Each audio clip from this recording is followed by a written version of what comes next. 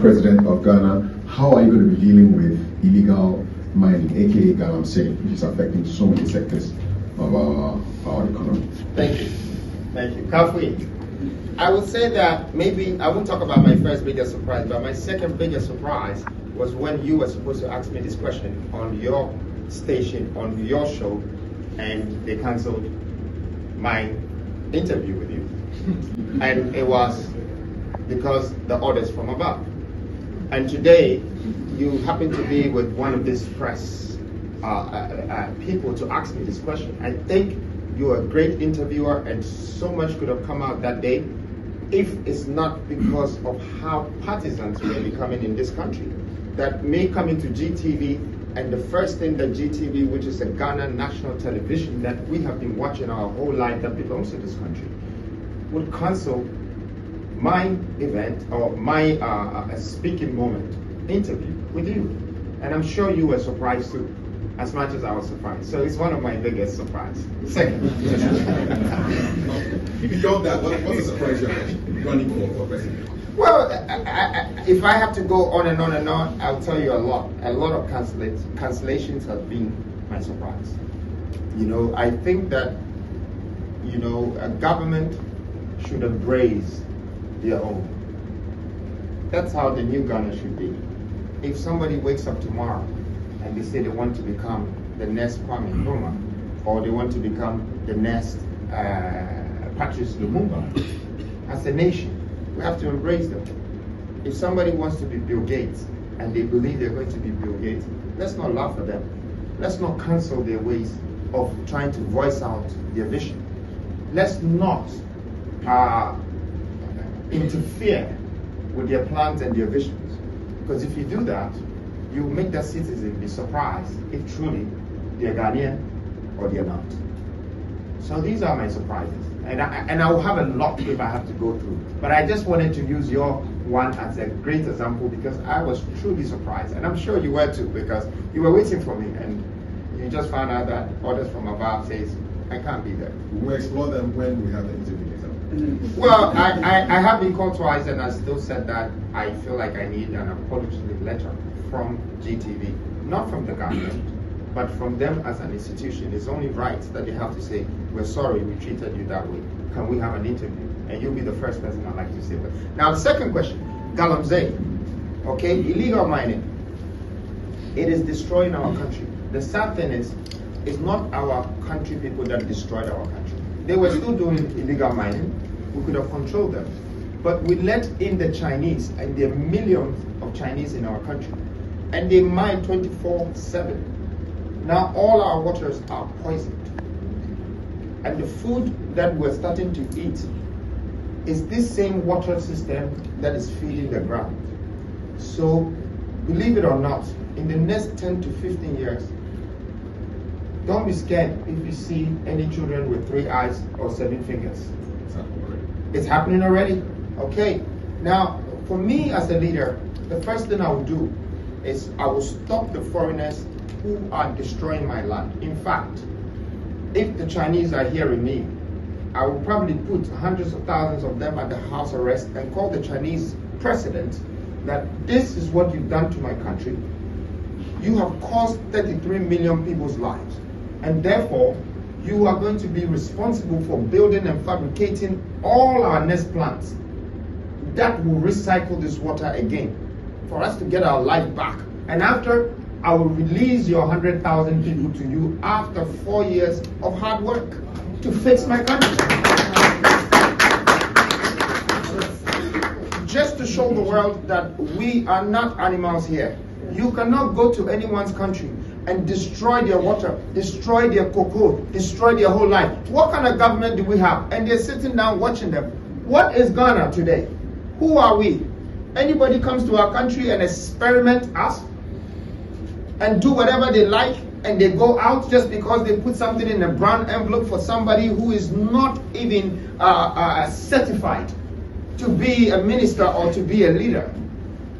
This revolutionary consciousness is to stop certain things that is coming from outside into our countries, that is being manipulated. We are being restricted. we're being destroyed, and our leaders can see it, and they're just watching it happen. I watch. Now, on the other note, with the local people who are also Galamseys, what am I going to do to them? Would I arrest them too? No. But I have to call all of them. I have to stop them and re-employ them. Because I know that they know the work, but they haven't been given the opportunity to do the work. So I want to give them the opportunity that they should be able to give us our ultimatum. I am looking for 200 tons because I'm going to tell you right now, this country have less than 8 tons in our central bank. And that's why we have to borrow money below $1 billion. Up until recently, when we needed 3 billion, we had to buy gold to make it almost 14 tons before we can borrow that 3 billion. When you go to Dubai, when you go to Emirates, these people are buying our gold every day. They pack it, they refine it, keep it as reserves. When it gets to 200 tons, they call any financial institution and say, look at my gold, it's stamped, it's Swiss stamp. I need 200 billion. And you just show them the gold and you have to take the money. So we can let our Galamseys come and work for us in the next 3 years to reach the 200 billion, and I will write all your loans off one touch. Because you have the money. God has given you the wealth. If you cannot see it, the person who can see it better will come and take it. But I want you, and I want Ghanaians to be rest assured, I am not that Mbabunu.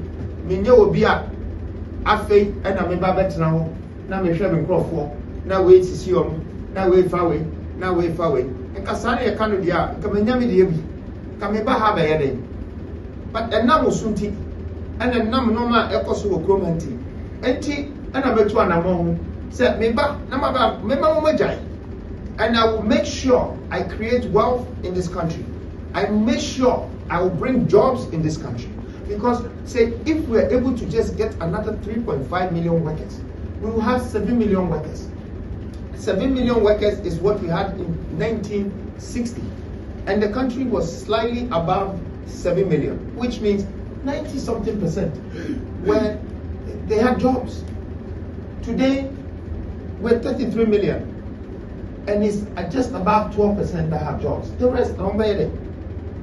Just because we're tolerating foreigners and outsiders to come and take advantage of us.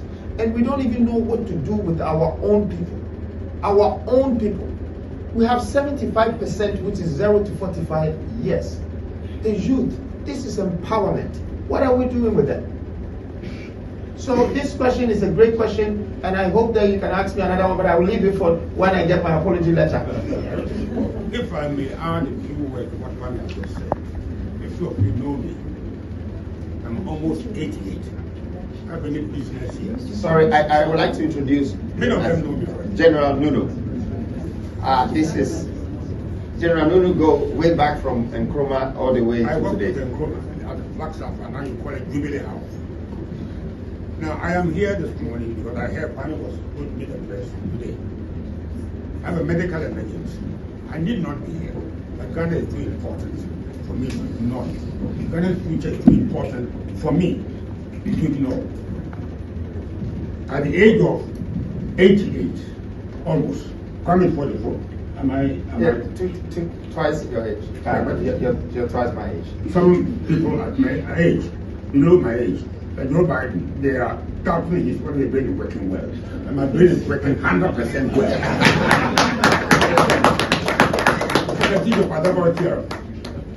Who can remember I can remember that my age. And I'm so concerned about Ghana that I thought if Kwame is meeting the press, no matter what, I should be here. That's why I'm here. I have a medical issue that I shouldn't be here, but Ghana is too important. And how many of you are 50 years and above? Raise your hands 50 years and above. How many? One. Can I see one? My last born is over 50. So I don't have any business at my age. Give me another 2 years, 90. I don't know what I will be here. But as long as I live and Ghana is being destroyed, I will fight my last breath. That's why I'm here. Look at what Kwame said. What's happened to Ghana? It never happened. Who is from Winneba? Anybody from Winneba here? Around Winneba. My father was a fisherman, and I became chief of defense staff. It's not possible today. I have to fight for myself, and I had people behind me pushing me, including Nkrumah. But today, since the last our latest constitution, the fourth program constitution, 1992, we had two governments, two parties running Ghana. It's the most abysmal performance I've seen anywhere in my life. I've been in Britain for 12 years. I live in Russia. I've lived in Canada. I've lived in US. I've lived everywhere under my own steam. And where Ghana is going, please, you young people, wake up. Wake up. Otherwise, when I'm dead, you can't pour libation on my grave. Then you say we ignore you. We need a man like Nkrumah, and that is why Kwame came. I call Kwame, so Kwame, what is the mission? Ghana must be saved. We don't care about Ghana. Nobody cares about Ghana. We are selling all our assets, and you are watching them. I've lived in Birmingham for more than 64 years, since 1960 I joined the army. Today we are selling the trade fair, and nobody opened them. But the press are mute, saying nothing. Your assets are being sold, and you are watching on with this McDan selling assets, and you are watching it. Jesus Christ, never happened in my time. Please subscribe to the channel and hit on the notification bell for more.